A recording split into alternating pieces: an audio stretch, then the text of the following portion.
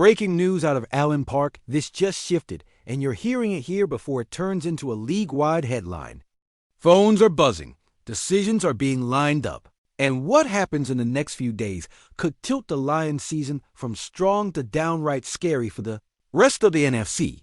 If you're new around here, hit subscribe, tap the bell, and throw a like so you don't miss a single update. Lions News Fan Report is your spot for real talk, real context, and the kind of inside energy that lets you smell a move before it hits the ticker. Now let's cut to it. Sunday's statement win didn't just light up the scoreboard. It opened doors, and Brad Holmes and Dan Campbell are staring at two of them right now.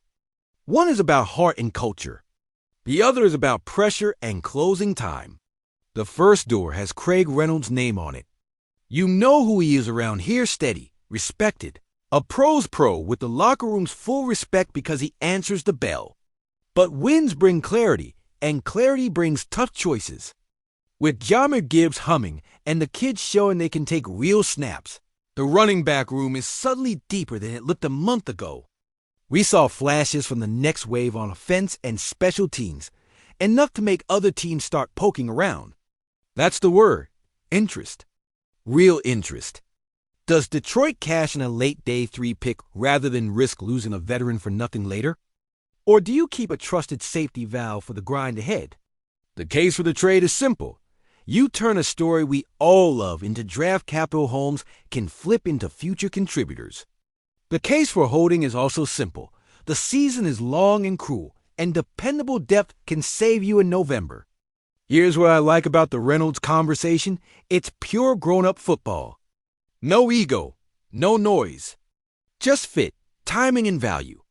If the value is clean and the player gets a shot to play real snaps somewhere hungry, you take the call.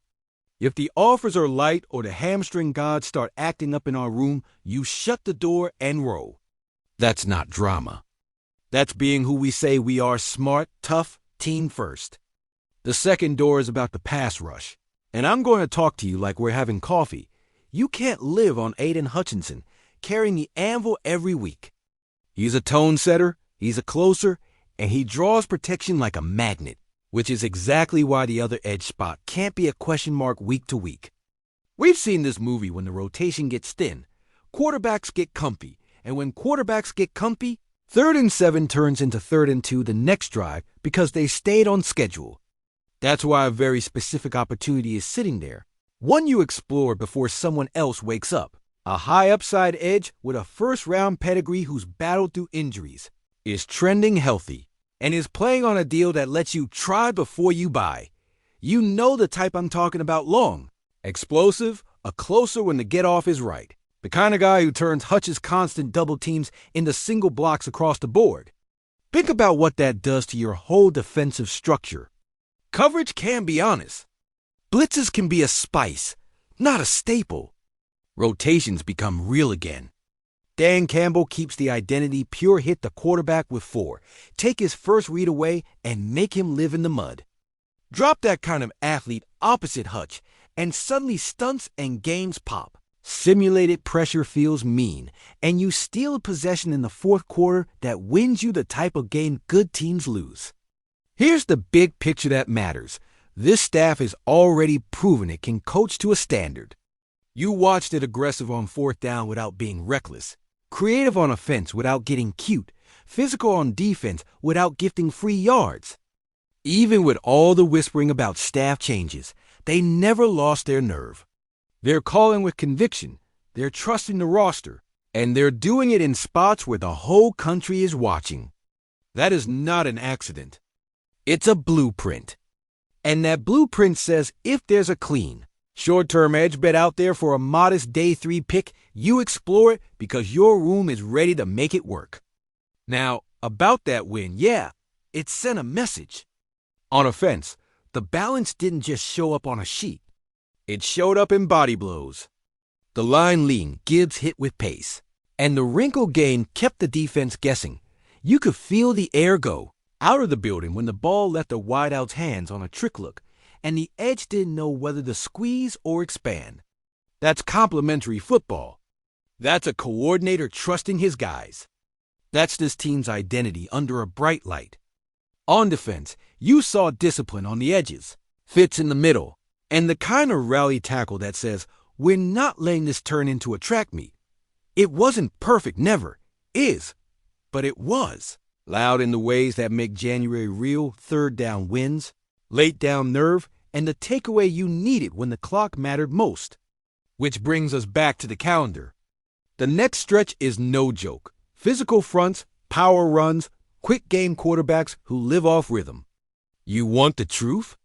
This is the moment to stack your house. If the backfield is set up with layers, Gibbs in space, a hammer when you need 4 yards, and a return game that flips the field, then you can afford to. Treat a phone call on Reynolds like a business decision instead of a panic play. If the edge room gets one more closer who can keep Hutch fresh for the last 2 drives, then you can win a December game 24-20 without asking your offense to be fireworks on every series. That is how 11 wins becomes 12, and how home field talk stops sounding like a dream. There's also the locker room side, the part fans feel even if they can't see it.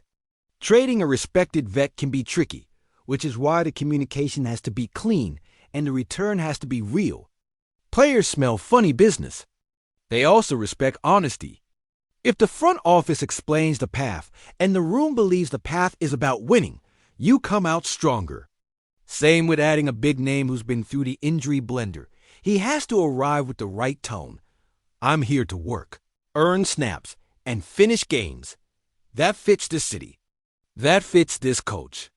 And it fits the DNA of a team that's been built on the value of reps, not the sound of hype. Financially, Detroit is in a position to say yes without mortgaging tomorrow. That matters. A short, team-friendly edge addition doesn't choke your flexibility for the stretch run, and a late-round pick in exchange for a crowded room veteran is the kind of chess move that lets Holmes keep fishing in waters he knows. These aren't headline-chasing moves. They're foundation moves. They look small on paper. They feel huge on the sideline in the fourth quarter. Picture it with me. 3rd and 8 at home, crowd boiling, Hutch lined up wide. The new guy tucked just inside, both showing speed. The guard sets late because he's thinking about the twist you put on tape last week. The center slides the wrong way because he doesn't trust the back to scan. The ball comes out a half-second early. It dies at the sticks, and your offense gets the ball back with a chance to close. That's not a dream. That's what depth and timing buy you when the margins matter most. So where do I land? Here's my honest take. Stamped with blue-collar ink. I take the call on Craig Reynolds, and I do right by the player and the team if the return is a clean. Late pick in our room is healthy. I make that move and I say thank you like adults. And I absolutely kick the tires on an edge with juice and upside under a short commitment at a sane price. Put the onus on opponents to block 2 problems at once and see how our coverage looks when the ball is leaving a beat early. That's how you turn a good defense into a late-game problem. Your turns sound off in the comments. Would you move Reynolds for a late day 3 pick if it means keeping the roster young and flexible? Or would you hold him as a heartbeat guy for the grind? And on the other front, are you in on adding a high upside edge if the cost is light?